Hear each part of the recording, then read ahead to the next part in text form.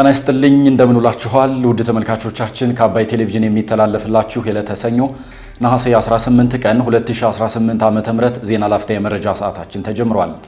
የኬንያ አምባሳደርነታቸውን ያጠናቀቁት ጀነራል ባጫ ደበሌ በሁለቱ ሀገራት የጋራ ትብብር በድንበር አካባቢ የሚንቀሳቀሱን ታጣቂዎች ማጽዳት መቻሉን መግለጻቸውን በአዲስ አበባ ቦሌ ክፍለ ከተማ ጎሮ አካባቢ በደረሰ የትራፊክ አደጋ የስድስት ሰዎች ሕይወት ማለፉን የአዲስ አበባ ፖሊስ ዋና ጠቅላይ መምሪያ ማሳወቁን በ2018 ዓ.ም የ12ኛ ክፍል ሀገር አቀፍ መልቀቂያ ፈተና 12.8 በመቶ ተማሪዎች ማለፋቸውን ትምህርት ሚኒስቴር ማሳወቁን ጨምሮ ሌሎች ዜናዎችን ይዘን ቀርበናል። ዜናዎቹን እየመራው ቴዎድሮስ አይቸው ከእናንተ ጋር ቆይታ አደርጋለሁ። አብራችሁን ቆዩ። ከኬንያ የሥራ ጊዜያቸውን አጠናቀው የተመለሱት ጀነራል ባጫ ደበሌ በሁለቱ ሀገራት የጋራ ትብብር በድንበር አካባቢ የሚንቀሳቀሱ ታጣቂዎችን ማጽዳት መቻሉን ገለጹ። በኬንያ የኢፌዴሪ ባለሙሉ ስልጣን አምባሳደር በተባበሩት መንግስታት ድርጅት የናይሮቢ ቢሮ በተባበሩት መንግስታት ድርጅት የአካባቢ ጥበቃ ፕሮግራም እንዲሁም በዩኤን ሃቢታት የኢትዮጵያ ቋሚ መልእክተኛ በመሆን ሲያገለግሉ ለቆዩት አምባሳደር ጀነራል ባጫ ደበሌ ቅዳሜ ነሐሴ 16 ቀን 2018 ዓ.ም በናይሮቢ የኢፌዴሪ ኤምባሲ ቅጥር ግቢ ውስጥ ደማቅ የሽኝት መርሃ ግብር ተከናውኗል። በስነ ስርዓቱ ላይ የአፍሪካ አምባሳደሮችና ከፍተኛ ኮሚሽነር ሊቀመንበር ሌተናንት ፒተር ካጋው ላቫርሆን ባደረጉት ንግግር አምባሳደር ጀነራል ባጫ ደበሌ በቆይታቸው ከተሰጣቸው የሀገራቸውን ብሔራዊ ጥቅም የማስከበር ተልዕኮ ባሻገር የአፍሪካን የጋራ ጥቅምና አቋም በማጽናት ለማስከበር ከወንድም የአፍሪካ ሀገራት አምባሳደሮች ጋር በመሆን ያከናወኑት ጠንካራ ተግባር ሁሌም የሚታወስ ይሆናል ሲሉ ገልጸዋል። በኬንያ የውጭ ጉዳይ ሚኒስቴር የአፍሪካ ጉዳዮች ዳይሬክተር በበኩላቸው ባደረጉት ንግግር ጀነራል ባጫ ደበሌ ከረጅም ዓመታት የውትድርና ሙያ ጉዟቸው ይዘዋቸው የመጡት ልዩ የዲሲፕሊንና የቁርጠኝነት እሴቶች ትልቅ አርአያ መሆናቸውን በማጉላት በቀጣይ ይበልጥ ከፍ ባለ ቀጠናዊና አህጉራዊ የኃላፊነት ስፍራ እንደሚጠበቁ ገልጸዋል። አምባሳደር ጀነራል ባጫ ደበሌ በሽኝት መርሃ ግብሩ ላይ ባደረጉት ንግግር በስራ ዘመናቸው በኢትዮጵያና በኬንያ መካከል የነበረው ሁለንተናዊ ትስስር ወደ ላቀ የስትራቴጂክ አጋርነት መሸጋገሩን ገልጸዋል። በማስቀጠልም የሁለቱ ህታማች ሀገራት የሰላምና ደህንነት ትብብር በከፍተኛ ደረጃ ማደጉን ጠቅሰው በቆይታቸው የተፈረመው የመከላከያ ትብብር ስምምነት የትብብር ዋነኛ ማሳያ መሆኑን አብራርተዋል።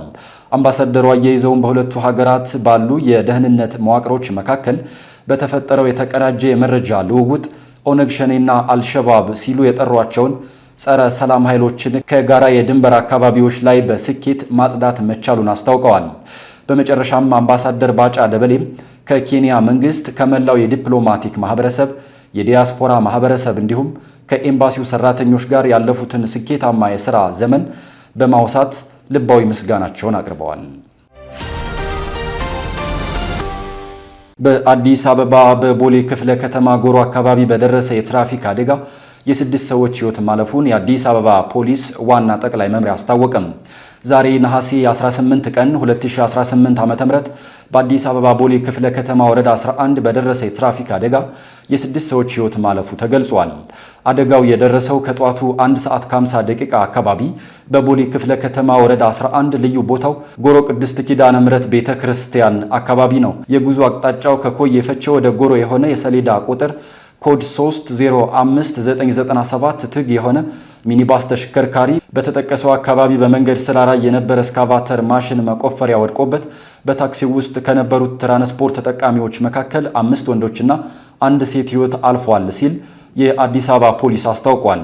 ከሟቾች በተጨማሪ በታክሲ ውስጥ የነበሩ ተሳፋሪዎች ከባድና ቀላል የአካል ጉዳት ደርሶባቸው የሕክምና ክትትል በማድረግ ላይ እንደሚገኙም የአዲስ አበባ ፖሊስ ዋና ጠቅላይ መምሪያ ገልጾ የአደጋው መንስኤ እየተጣራ መሆኑን አስታውቋል። አደጋው በደረሰበት ከኮዬ ፈቼ ወደ ጎሮ በሚወስደው መንገድ ላይ የመንገድ ማስፋፊያና የኮሪደር ልማት እየተሰራ መሆኑን አባይ ቴሌቪዥን ለመመልከት ችሏል። በ2018 ዓ.ም የ12ኛ ክፍል ሀገር አቀፍ መልቀቂያ ፈተና 12.8 በመቶ ተማሪዎች ማለፋቸውን ትምህርት ሚኒስቴር ገለጸ። የትምህርት ሚኒስትሩ ፕሮፌሰር ብርሃኑ ነጋ የ2018 ዓ.ም የ12ኛ ክፍል ፈተና ውጤትን በማስመልከት በሰጡት ጋዜጣዊ መግለጫ ፈተናውን ከወሰዱ ተማሪዎች መካከል 12.8 በመቶ ወይም 70544 ተማሪዎች 50% እና ከዛ በላይ ውጤት ማስመዝገባቸውን ተናግረዋል። ባሳለፍነው ዓመት በተሰጠው የ12ኛ ክፍል መልቀቂያ ፈተና 8.9 በመቶ ተማሪዎች ማለፋቸውን የገለጹት ሚኒስትሩ በዚህ ዓመት የማለፊያውን ውጤት ያስመዘገቡ ተማሪዎች ቁጥር ከአምናው ጋር ሲነጻጸር ከ20 ሺህ በላይ ብልጫ እንዳለውም ተናግረዋል። በዚህ ዓመት ያሳለፍነው ተማሪ ኦን አቨሬጅ 12.8% ካለፈው ዓመት በ3% በላይ ጨምሯል። በተማሪ ቁጥር ዘንድሮ ፈተናውን የወሰደው ተማሪ የተመዘገበው 563960 ተማሪ ተመዝግቦ 550210 ተማሪ ነው የተፈተነው። የምንነግራችሁ ውጤት ከዚህ ከ550,000 ተማሪ ነው ማለት ነው። ባለፈው ዓመት ያለፈው ተማሪ ጠቅላላ ያለፈው ተማሪ ቁጥር ወደ 52000 ተማሪ አካባቢ ነው። ዘንድሮ ያሳለፍነው 70544 ተማሪ ነው። በ20,000 በላይ ተማሪ ያለፈው ተማሪ ጨምሯል። በዚህ ዓመት ከ50 በመቶ በላይ ያመጡ ተማሪዎች በተፈጥሮ ሳይንስ 16.85 በመቶ እንዲሁም በማህበራዊ ሳይንስ 8.33 በመቶ መሆኑን ተናግረዋል። ሚኒስትሩ በተፈጥሮ ሳይንስና በማህበራዊ ሳይንስ ከ600 ከፍተኛ ውጤት ያስመዘገቡ ተማሪዎችን በተመለከተም ተከታዩም ብለዋል።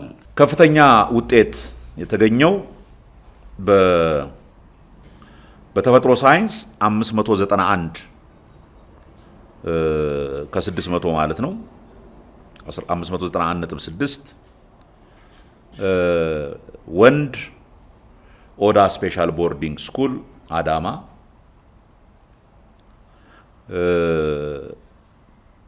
ከሴት በተፈጥሮ ሳይንስ ትልቁ የተገኘው ሁለተኛው ውጤት 583 ነው። እቺም ሴት ልጅ አገው ምድር ወይም እንጅባራ ከተማ ውስጥ ያለ አገው ምድር የሚባል ትምህርት ቤት። በማህበራዊ ሳይንስ እነኚህ ሁለቱም በናቹራል ሳይንስ ነው የወንድና የሴት። በማህበራዊ ሳይንስ ትልቁ ውጤት 576.25 ነው። ዶዶላ ኢፋቦሩ ወንድ፣ ሴት ደግሞ 569.1 ቦሌ አዲስ አበባ ሱፐር ሆሊ ሴቪየር ትምህርት ቤት የሚባሉ ከዛ ነው በሃይስት ግሬድ የተገኙ። በዚህ ዓመት ተማሪዎችን ካስፈተኑ ትምህርት ቤቶች መካከል 88 ትምህርት ቤቶች 100% ተማሪዎቻቸውን ማሳለፋቸውንም ተናግረዋል። ሚኒስትሩ አክለውም 565 ትምህርት ቤቶች ምንም ተማሪ አለማሳለፋቸውን ተናግረው ከባለፈው ዓመት ምንም ካላሳለፉ 1232 ትምህርት ቤቶች ጋር ሲነጻጸር የተሻለ መሆኑንም ገልጸዋል። አሜሪካ በቴህራን ላይ የኢኮኖሚ ማዕቀቦችን እንደምትጥል ስትዝት፣ ኢራን በበኩሏ በባህረ ሰላጤው የሚካሄዱ የነዳጅ ግብይቶችን አቋርጣለሁ ስትል አስጠነቀቀች። አሜሪካ በቴህራን ላይ የፋይናንስ ማዕቀብ እንደምትጥል በማስጠንቀቅ የቴህራንን መንግስት ለመጣል የመጨረሻ እርምጃ እንደምትወስድ አሳውቃለች። ኢራን በበኩሏ በባህረ ሰላጤው ክልል ውስጥ የሚደረጉ የነዳጅ ግብይቶችንና የመርከብ እንቅስቃሴዎችን ሙሉ በሙሉ ልታቋርጥ መሆኑን ተናግራለች።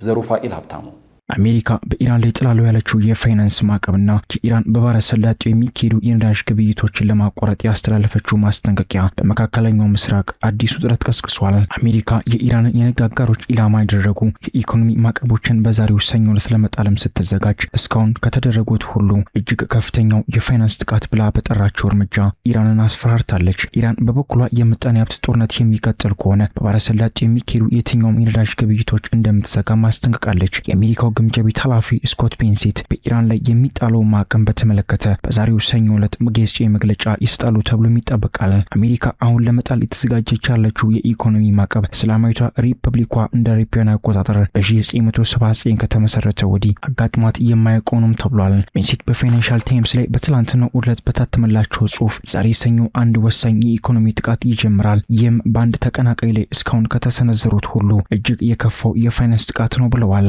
አሜሪካና ኢራን ለሳምንታት የተኩስ ልውውጥ ያላደረጉ ቢሆንም ለ6 ወራት የዘለቀውን ጦርነት የሚቋጭ ተጨባጭ የሆነ ንግግርም አላደረጉም። ትላንት ዕለት የኢራን የደህንነት ኃላፊ ሞሰን ረዛኢ አዲሱን የአሜሪካን የኢኮኖሚ ማዕቀብ የሚደግፉ ሀገራት በእስላማዊቷ ሪፐብሊኳ ኢራን ላይ ጦርነት እንዳወጁ እንቆጥራለን ሲሉም ዝተዋል። ሞሰን ረዛኢ በኤክስ ገጻቸው ላይ ባስተላለፉት መልእክት ትራምፕ እርምጃ መውሰድ ከፈለጉ ተመጣጣኝ ምላሽ እንሰጣለን ሲሉም ዝተዋል።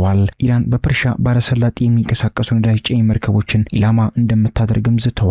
ቤንሴት የፋይናንሻል ታይምስ በወጣው ጽሑፋቸው ላይ ዝርዝር እርምጃ ሳይሰጡ የኢራን ኢኮኖሚና የፋይናንስ ስርዓት ላይ በመሳተፍ የሚያባብሉ ያላቸውን ሀገራትን አሜሪካ ኢላማ እንደምታደርጋቸው ማሳውቀዋል። ይህንን ማስቀጠል የሚያስከትለው ውጤት ቢያጤኑት መልካም ይሆናል ሲሉ በፋይናንሻል ታይምስ ላይም ጽፈዋል። ኢራን በበኩሏ ከአሜሪካ ሊሰነዘርባት ለሚችል የኢኮኖሚ ማዕቀብ የጸፋ ምላሽ እንደምትሰጥም ዝታለች። በሁለቱ ሀገራት መካከል ተፈጥሮ የቆየው ፍጥጫ ወደ ከፍተኛ ደረጃ የተሸጋገረ ሲሆን የኢራን ጦር ኃይሎችና ከፍተኛ ባለስልጣናት ለአሜሪካ ማንኛውም አዲስ እርምጃ የሚሰጠው ምላሽ አውዳሚና በሚያንበረክክ እርምጃ የተደገፈ እንደሚሆንም በመዛት የቀጠናውን የደህንነትና የዓለም አቀፍ የነዳጅ ገበያ ስጋት ውስጥ ጥሎታል። የኢራን ከፍተኛ ብሔራዊ ደህንነት ምክር ቤት ዋና ጸሐፊ ሞንሲን ረዛኢ በማህበራዊ ሚዲያ ገጻቸው ላይ የኢኮኖሚ ጦርነቱ የሚቀጥል ከሆነ በሆርሙዝ ሆነ በፋርስ ባህረ ሰላጤ ውስጥ ከየትኛውም ስፍራ እንደም የነዳጅ ጠብታ ወደ ውጭ አይላክም ብለዋል። ኢራን የትኛውም ሀገር በአሜሪካና በኢራን መካከል በሚደረገው የኢኮኖሚ ጦርነት ውስጥ ቢሳተፍ ወይም ድጋፍ ቢሰጥ ድርጊቱ